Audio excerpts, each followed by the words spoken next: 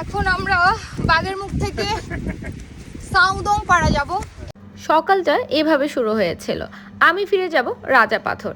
আমাদের নৌকার ইঞ্জিনের পাখা পাথরে লেগে ভেঙে গেছে, তাই আমাদের ফিরে যেতে হচ্ছে তিন্দু বাজারে। বৃষ্টি ছিল না, তারপরে পানির অনেক স্রোত থাকায় খুব বেশি ভয় পাচ্ছিলাম। আলহামদুলিল্লাহ ইঞ্জিনের পাখা ঠিক হওয়ার পরে আমরা পৌঁছে গেলাম বাঘের মুখে। এবার ট্রেকিং করার পালা। আর আমরা যাব সাউদং পাড়ায়, যেটা অনেকের কাছে ম্যাজিক্যাল ওয়ার্ল্ড। এই দাদা আছে আজকে আমাদের সাথে, বেশি না 2 ঘন্টার মতো ট্রেকিং রেস্ট সহ। সো পাহাড়ি রাস্তা অনেক কষ্ট, ভিডিওতে যতটুকু সুন্দর দেখবেন এইসব ঝর্ণা টর্ণা, এখানে আসতে অনেক কষ্ট করতে হয়, অনেক ট্রেকিং করতে হয়।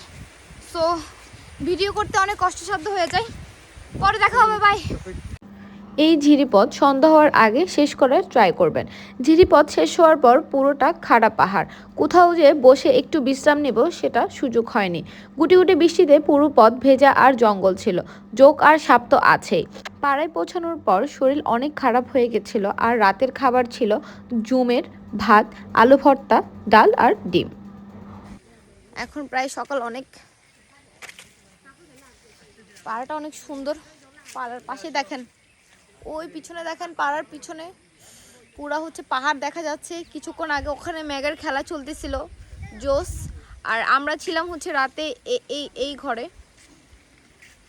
চলেন দেখাই আপনাদেরকে বাকিটা।